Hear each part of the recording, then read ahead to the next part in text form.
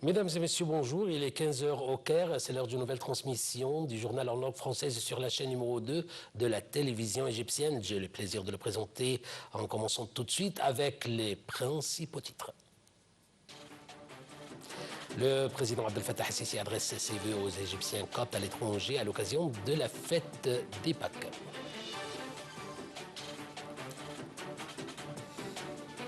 Les négociations de paix entre l'Iran et les États-Unis doivent débuter samedi au Pakistan sous le signe d'une méfiance mutuelle affichée par les deux parties. La présidence libanaise annonce la tenue d'une rencontre avec Israël à Washington afin de discuter d'un cessez-le-feu dans la guerre.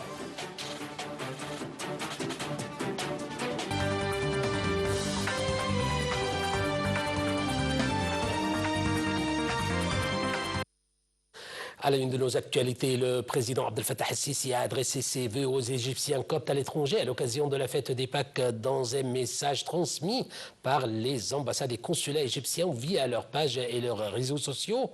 Le président de la République a exprimé ses sincères félicitations et ses meilleurs vœux à l'occasion de cette célébration.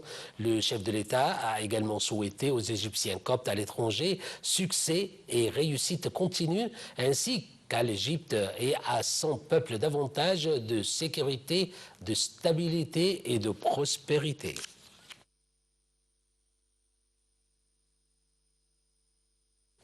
Le président Abdel Fattah el-Sisi a souligné l'importance de préserver la paix et la stabilité régionale, ceci en s'appuyant sur l'accord de cessez-le-feu récemment conclu entre les États-Unis et l'Iran et en lançant un processus de négociation sérieux pour régler les questions en suspens. Le président al-Sisi s'est exprimé vendredi lors d'un appel téléphonique avec la première ministre italienne, Giorgia Meloni. Le porte-parole de la présidence de la République a déclaré que le chef de l'État avait affirmé le plein soutien de l'Égypte à la sécurité et à la stabilité des pays arabes. Selon le porte-parole, la première ministre italienne a exprimé sa grande appréciation pour les efforts égyptiens visant à consolider le cessez-le-feu. Elle a ainsi souligné l'importance de rouvrir le détroit d'Ormuz à la navigation internationale sans imposer de frais, de garantir la sécurité des pays du Golfe et de parvenir à un accord sur le programme nucléaire iranien. L'appel a également abordé les développements de la situation au Liban. Les relations bilatérales et les moyens de les renforcer ont été examinés.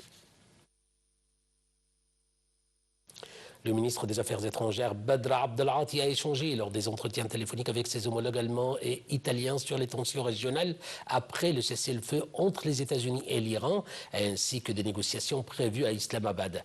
Il a souligné les efforts de la diplomatie égyptienne pour éviter l'escalade et l'importance de privilégier la voie diplomatique et les négociations. Les discussions ont également porté sur la situation au Liban, où l'Égypte a condamné des attaques israéliennes et appelé à leur arrêt immédiat. Le ministre a réaffirmé le soutien total de l'Égypte à la souveraineté et à l'intégrité territoriale du Liban, appelant à la communauté internationale, y compris l'Union européenne, à agir pour mettre fin à ces agressions. Les trois ministres ont convenu de renforcer la coordination internationale pour soutenir la nécessité de la désescalade et la stabilité dans la région.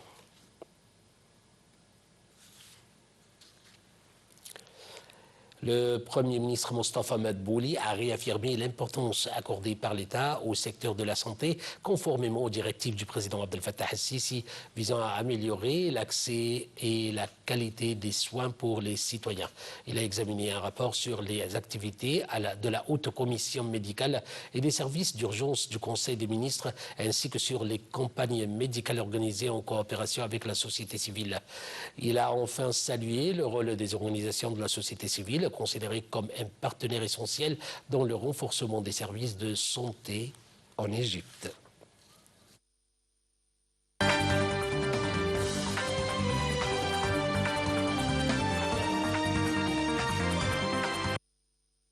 Les négociations de paix entre l'Iran et les États-Unis doivent débuter samedi au Pakistan sous le signe d'une méfiance mutuelle affichée par les deux parties. Le Premier ministre pakistanais, Shehbaz Sharif, a toutefois tenu à rassurer sur la tenue des pourparlers, affirmant vendredi lors d'une allocution à la nation que les négociations se tiendraient pour instaurer la paix.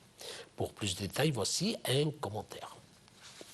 Nous avons de bonnes intentions, mais nous ne faisons pas confiance, a déclaré l'influent président du Parlement iranien à son arrivée vendredi soir à Islamabad où il mène une délégation de plus de 70 personnes.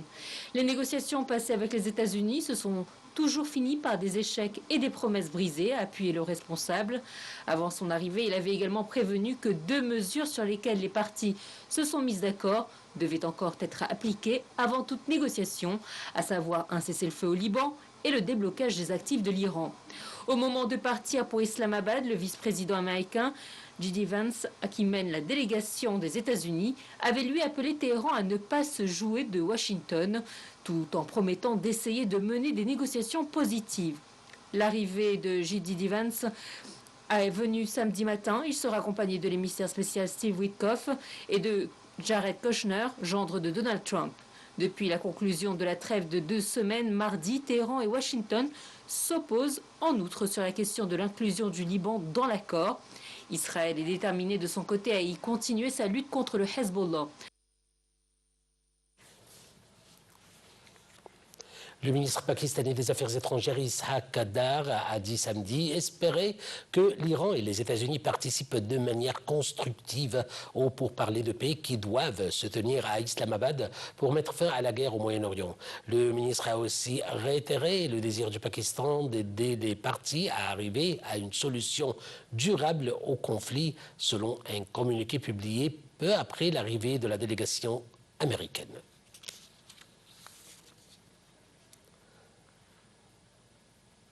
Au Liban, 3 Libanais ont été tués et d'autres ont été blessés au cours des raids menés par l'armée de l'occupation israélienne qui ont ciblé un bâtiment résidentiel dans la ville de Befdoun, dans le district de Nabatiyeh, dans le sud de Liban. Les bombardements israéliens ont également visé la ville de Nabatiyeh, où plusieurs immeubles ont été démolis. L'armée de l'occupation israélienne a par ailleurs mené un raid contre la localité de Djibchit, détruisant des générateurs d'électricité là-bas. Dans le district Marjayoun, des avions ont mené un raid sur la localité de Kriem et un char israélien a également tiré plusieurs obus en direction de cette localité. La présidence libanaise a annoncé vendredi soir la tenue mardi d'une rencontre avec Israël à Washington afin de discuter d'un cessez-le-feu dans la guerre qui ravage le pays depuis début mars. Israël refusant en revanche de discuter avec le Hezbollah. Pour plus de détails, voici un commentaire. La présidence libanaise a annoncé vendredi soir la tenue mardi d'une rencontre avec Israël à Washington afin de discuter d'un cessez-le-feu dans la guerre qui ravage le pays depuis début mars. Israël refusant en revanche de discuter avec le Hezbollah. Le Premier ministre israélien Benjamin Netanyahou avait la veille donné son feu vert à des négociations directes entre les deux pays en état de guerre depuis des décennies. Le président Joseph Aoun a lui appelé la communauté internationale à assumer ses responsabilités pour mettre fin aux agressions israéliennes répétées. Au total, 1953 personnes ont été tuées par les bombardements israéliens et plus de 6300 blessés depuis le début de la guerre le 2 mars, selon les autorités libanaises. Selon le média de Hezbollah, le chef du mouvement, Naim Qassem, a appelé les responsables libanais à arrêter de faire des concessions gratuites à Israël avant les discussions prévues entre les deux pays. Israël avait lancé jeudi un nouvel ordre d'évacuation pour de vastes quartiers densément peuplés du sud de Beyrouth, sans toutefois mettre sa menace à exécution vendredi soir. Passons à Gaza, où la défense civile de la bande de Gaza a annoncé samedi la mort de 7 personnes dans des frappes israéliennes dans le centre du territoire palestinien ravagé par 2 zones de guerre et où un fragile cessez-le-feu est en vigueur. Selon le porte-parole de l'organisation de premiers secours opérant sous l'autorité du mouvement Hamas, l'attaque a coïncidé avec de lourds bombardements d'artillerie visant les zones orientales de Khan Younis tôt samedi matin, ainsi que des frappes sur une zone entourant la mairie de Betlaya. Il a ajouté que les forces israéliennes avaient détruit plusieurs maisons dans l'est de la ville de Gaza. Au moins 738 Palestiniens ont été tués depuis le 10 octobre, selon le ministère de la Santé le ministère palestinien de la Santé, placé sous l'autorité du Hamas et dont les chiffres sont jugés fiables par l'ONU.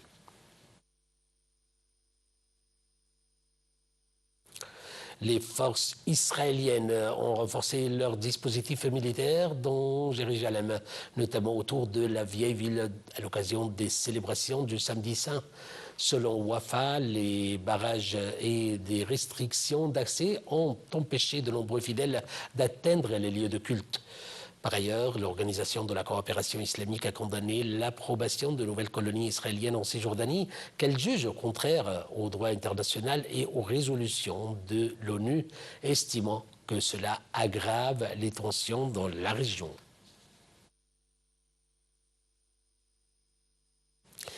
Passons au dossier syrien où des forces israéliennes ont pénétré dans le village de Kodna, dans le sud de la province syrienne de Konaïtera.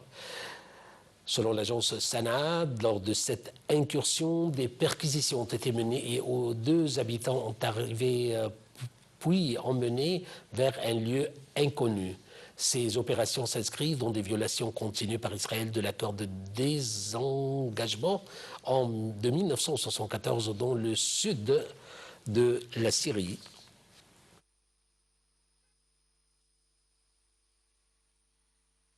Passons en Irak, où un haut responsable de la sécurité irakienne a indiqué qu'un drone s'était écrasé mercredi dans l'enceinte de l'aéroport international de Bagdad, à proximité de diplomates américains accompagnant une journaliste libérée après un enlèvement. Le département d'État américain avait annoncé jeudi avoir convoqué l'ambassadeur irakien pour dénoncer les attaques odieuses imputées à des factions armées pro-iraniennes contre des intérêts américains en Irak.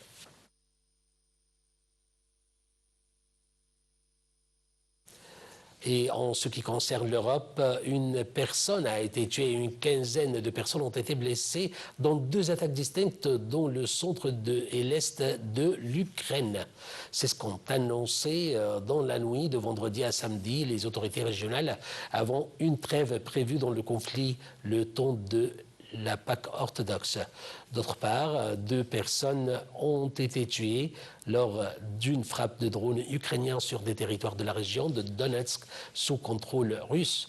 C'est ce qu'ont indiqué les autorités installées par Moscou.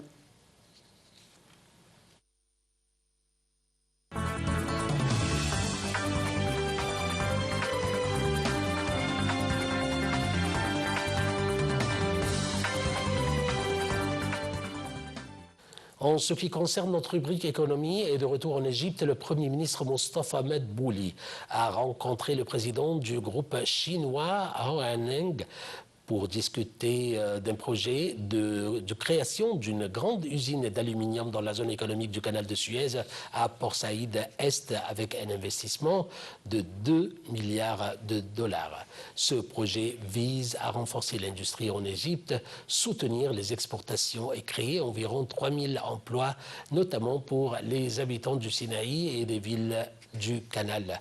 Il devrait également contribuer à localiser la production d'aluminium à forte valeur ajoutée et améliorer la compétitivité de l'économie égyptienne.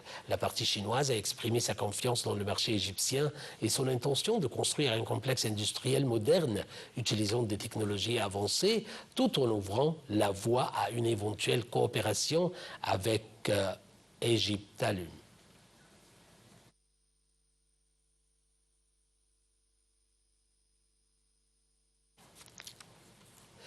Mesdames et messieurs, c'était la fin de notre journal. Je vous remercie infiniment pour votre attention et votre suivi. Restez sur la chaîne numéro 2 de la télévision égyptienne pour plus de programmes. Je vous remercie.